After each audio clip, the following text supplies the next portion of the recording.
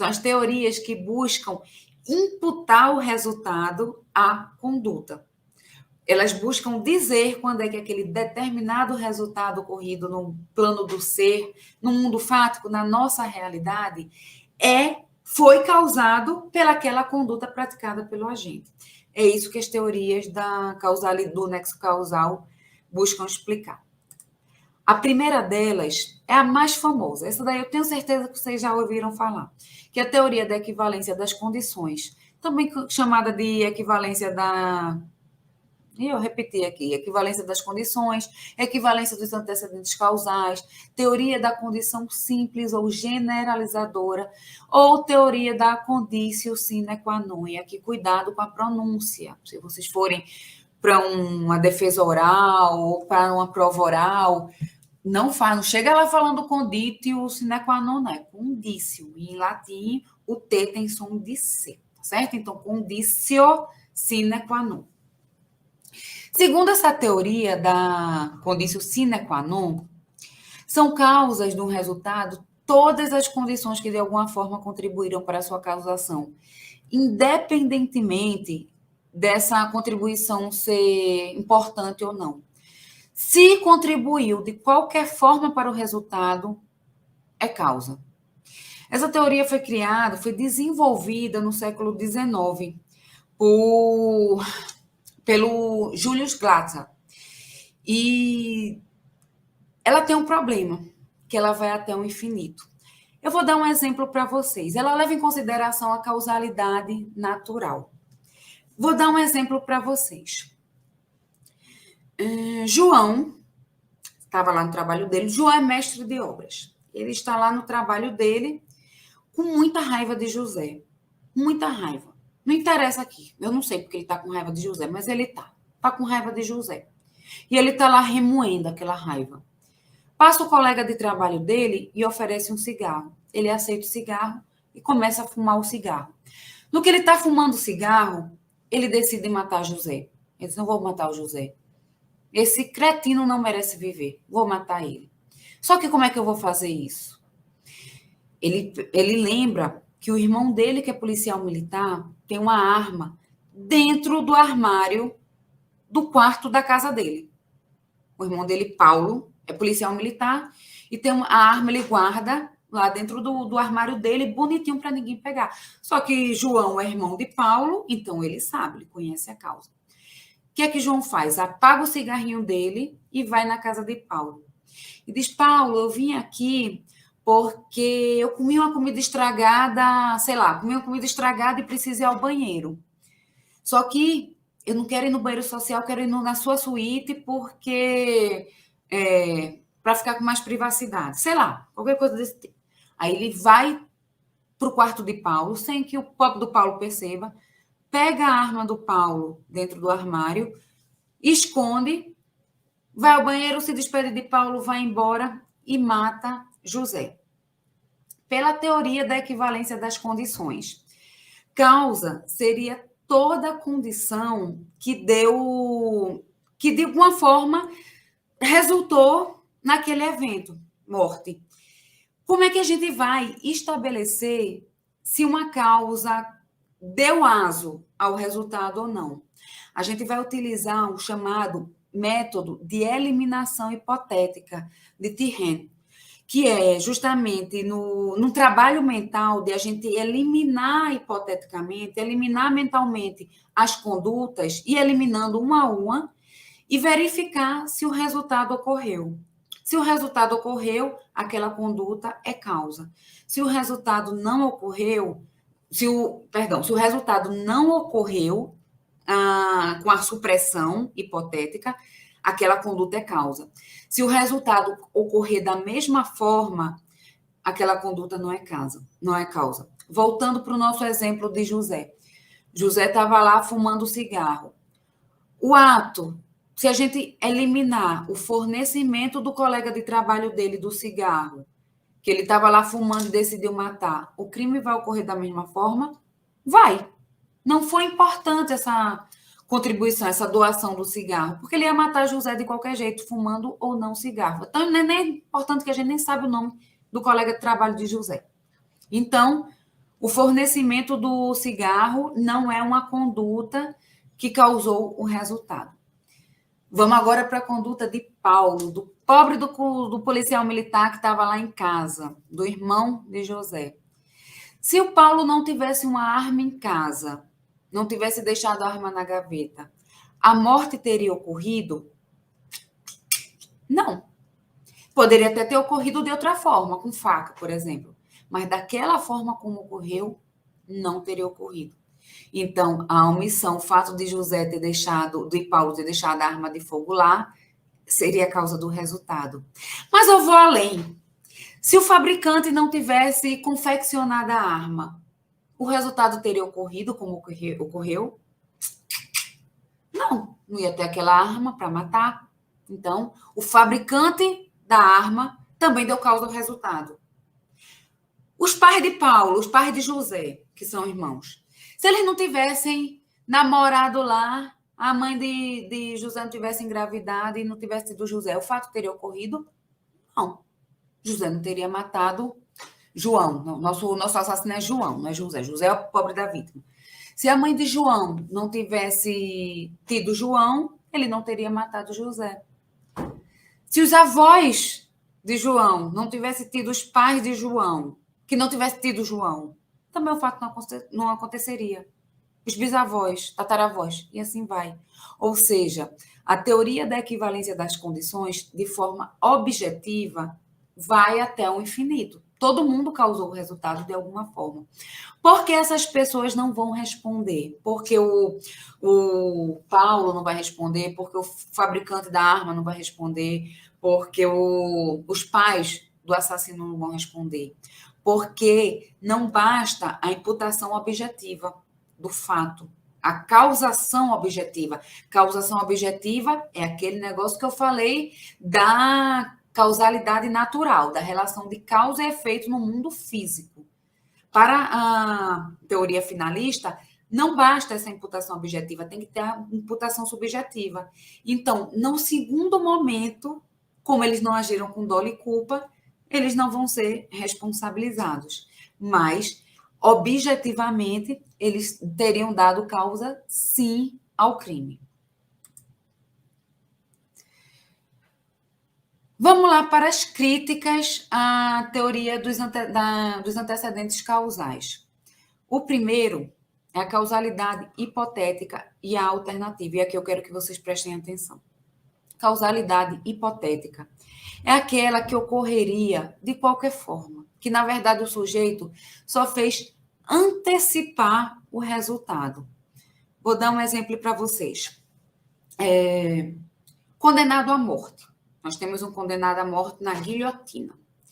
E ele está lá. Hoje a gente não tem mais guilhotina, tem cadeira elétrica em alguns estados dos Estados Unidos, mas vamos dar o exemplo da guilhotina para ficar mais fácil. Pode dar também um exemplo dentro da penitenciária dos Estados Unidos. Eu só acho difícil alguém ser ninja ao ponto de invadir e conseguir entrar na penitenciária norte-americana. Então, vamos para o exemplo da guilhotina. O cidadão está lá, condenado à morte. Está lá com a cabecinha dele naquele buraco. Antes que o carrasco aperte o botão, o pai de uma das vítimas, vamos dizer que é um serial killer, estuprava e matava as mulheres. E ele estava lá com a cabecinha dele no buraco para ser decapitado. Só que tinha na plateia o pai de uma das vítimas. E ele, com tanta raiva, correu e, antes do carrasco, apertou o botão. Vamos para a teoria dos antecedentes causais. É esse nosso exemplo. Decora aí. Imagina na tua cabeça. Cabecinha na guilhotina, carrasco ao lado, pai da vítima correu lá e apertou o botão, matou o condenado à morte. Se a gente eliminar a conduta do pai da vítima, o resultado teria ocorrido da mesma forma? Teria ocorrido? Sim, teria ocorrido porque o carrasco ia matar, de qualquer forma. Então, e a atitude do carrasco é causa? Não, porque ele não teve conduta nenhuma. Então, a gente chegaria ao absurdo para os críticos da teoria dos antecedentes causais. A gente chegaria ao absurdo de ter uma morte sem causa. Por quê? Nem a atitude do pai de apertar o botão pode ser considerada causa, porque se a gente tira ela mentalmente, o resultado ocorreria da mesma forma, nem o Carrasco que sequer teve conduta. E a causalidade alternativa. A segunda crítica. A causalidade alternativa é quando o resultado teria ocorrido, é quando tem duas condutas. Vou explicar dando um exemplo para ficar mais fácil para vocês. É quando a gente tem duas condutas que cada uma delas, por si só, é apta a causar o resultado. Vamos dar um exemplo. Maria e Chiquinha. Nós temos duas mulheres, Maria e Chiquinha. As duas são muito felizes, muito bem casadas, com um homem maravilhoso e que ama elas, que tem filho com elas, que se dedica. Só tem um problema, na verdade, tem dois problemas. O primeiro problema é que o marido delas é caminhoneiro, então eles passam muito tempo fora. Ele vai temporariamente ficar com elas. E o segundo problema é que o marido delas é o mesmo, é o Kiko. Ei, Kiko. O Kiko mora com a Maria e com a Chiquinha sem que uma saiba uma da outra. Então, o que é que ele faz? Ele fica na casa de uma, fica na casa da outra, e aí vai alternando. Determinado dia, as duas descobrem que ele tem outra família. Só que elas nem falam uma com a outra. Porque se falar o liame subjetivo, há o concurso de agentes, que a gente vai estudar mais na frente. Elas não sabem da atitude de uma da outra. E elas, as duas mulheres vingativas, decidem matar o Kiko, o safado do Kiko. O que é que elas fazem? Sem uma saber do comportamento da outra, pegam um veneno com dose suficiente para matar, cada uma pega uma dose suficiente para matar, e coloca no café do Kiko. O Kiko estava lá com a Maria, e aí a Maria ofereceu o café, fez o café da manhã, porque ele ia viajar, ele ia trabalhar. Então, ele tomou o cafezinho dele, comeu, se despediu, beijo, meu amor, até a semana que vem. Saiu de casa, foi para a casa da Chiquinha, dizendo que chegou de uma viagem que queria tomar café. Chiquinha fez o café dele, colocou veneno e ele morreu. As duas por si só, as duas doses por si só, são aptas a causar a morte. Ou seja, se a gente tirar a conduta de Maria, o resultado permanece. Então, pela teoria do equivalente dos antecedentes causais, a conduta de Maria não é causa, porque mesmo que se ela não tivesse agido, ele teria morrido. O mesmo se dá em relação à conduta de Chiquinha. Se a gente tira a conduta de Chiquinha, o resultado teria ocorrido do mesmo jeito, porque ele já tinha ingerido o café com um veneno. Então, a gente chegaria mais uma vez ao absurdo de ter uma morte sem causa. É isso que os críticos da teoria dos antecedentes causais falam, que é uma teoria que chega ao absurdo de a gente ter um resultado sem ter uma causa. Só que aí vem os partidários da teoria do equivalente causal e diz que não é bem assim. Porque a teoria dos equivalentes causais diz que causa é toda ação ou omissão sem a qual o resultado não teria ocorrido. A gente tem que complementar a leitura do código do artigo 13 com como e como ocorreu. Não basta ser uma causa sem a qual, se a ação ou omissão sem a qual o resultado teria ocorrido. Ela tem que ocorrer, se a gente retirar e houver uma modificação, ela não é causa, porque ela tem que ocorrer como e quando ocorreu.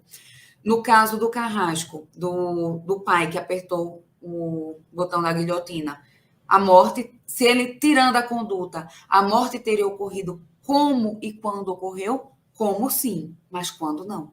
Ele antecipou alguns minutos, algum tempo da morte, do resultado. Então, é causa do resultado. No nosso exemplo lá do João, se tirar o pai ou a mãe, a morte teria ocorrido como ocorreu? Não, perdão, já estou misturando aqui. É outro exemplo. Perdão, me perdoem. O exemplo da Maria e da Chiquinha. O resultado teria ocorrido como ocorreu? Não, teria ocorrido em momentos diferentes, porque o veneno ia agir em momentos diferentes entre elas. Qual o problema que aí sim é um problema para essa teoria do equivalente dos antecedentes causais, é que é nesse caso da causalidade alternativa. Porque se a perícia não conseguir detectar qual foi a substância que matou, ou se era a mesma substância, sei lá, veneno de rato, que chumbinho, veneno de rato, as duas colocaram ambas em dose suficiente para matar, mas a perícia não detectou qual foi o que a matou, as duas vão responder pelo nosso sistema penal por tentativa de homicídio. E não é justo, porque ambas poderiam, por si só, causar o resultado. Certo? Então, essas são as críticas à teoria dos antecedentes causais com o afastamento delas. Outra crítica à teoria dos antecedentes causais é a participação de menor importância. A gente vai estudar, quando estudar autoria e participação, que a participação pode se dar de uma forma muito irrelevante, muito boba, a contribuição causal dela é muito pequena. Então, pela teoria dos equivalentes causais, a gente tirando essa participação de menor importância, muitas vezes o resultado ocorreria de fato como e quando ocorreu. Um exemplo que eu dou é o da instigação. Por exemplo, eu estou pensando em cometer um roubo, ou em matar alguém, um furto, ou sei lá o quê. Eu estou pensando. Chega alguém para mim e fica, não, vai, rouba, mata, não merece viver não, eu te matar, você vai deixar passar em branco, não sei o quê. Essa pessoa é um partícipe do crime. Só que eu já estava querendo, ela só fez aumentar um pouco mais a minha vontade. Se eu estava determinada já a contribuir, não há o que falar, a contribuição dela foi ineficaz. Mas, por exemplo, se eu já estava querendo e ela só fez me instigar, e a minha determinação foi por mim mesma, se eu tirar a contribuição dela, o resultado teria ocorrido de qualquer jeito. Então, essa é mais uma crítica à teoria da equivalência dos antecedentes causais, que é interpretada junto com a teoria da eliminação, que é a teoria da eliminação hipotética de Terreno. E, por fim, a questão do resultado, como e como ocorreu, que eu já expliquei para vocês, que para que a teoria dos antecedentes causais, a teoria sine qua non, faça sentido, é necessário que a gente interprete o artigo 13, inserindo essa expressão, como e como ocorreu. Teoria da causalidade adequada, teoria da condição qualificada, teoria individualizadora. A teoria individualizadora, ela parte do mesmo pressuposto da teoria da equivalência dos antecedentes causais. Só que ela insere um dado. Ela diz que é o antecedente, causa um antecedente adequado para produzir o resultado, de acordo com o juízo de probabilidade ou possibilidade. Ou seja, não é suficiente que a causa dê aso àquele resultado, que aquele resultado tenha sido causado pelaquela conduta. É necessário que a conduta seja adequada de acordo com o que acontece nas regras da vida, o que acontece normalmente, a causar aquele resultado. A probabilidade é aferida, então, com base nos fatos da vida, obtidos por regularidade estatística, que leva em consideração o homem médio. O homem médio é aquele de prudência normal, é aquele que não é extremamente cauteloso, nem é aquele desleixado. É aquele de prudência, de cautela normal. É a média daquela sociedade. Os fatos da vida é aquilo que acontece mesmo, que a gente sabe por inferir, pela experiência comum. A gente sabe que se eu atirar numa pessoa, a pessoa pode morrer. Então, eu tenho que levar em consideração a probabilidade ou a possibilidade. Essa teoria, o diferencial dela é que, levando em consideração um juízo de probabilidade ou possibilidade, ela termina por diferenciar os fatos normais daquelas consequências extraordinárias, imprevisíveis, imprevistas. Ou seja, uma conduta pode ter dado causa a um resultado, mas por ser muito improvável, não, segundo a teoria da causalidade adequada, ela não é, como o próprio nome diz, adequada à causação daquele resultado. Então, aquela conduta, aquele resultado não deve ser imputado àquela conduta, deve ser considerado como força do extraordinário, como um evento imprevisível. A teoria da causalidade adequada é adotada no artigo 1º do artigo 13 do Código Penal.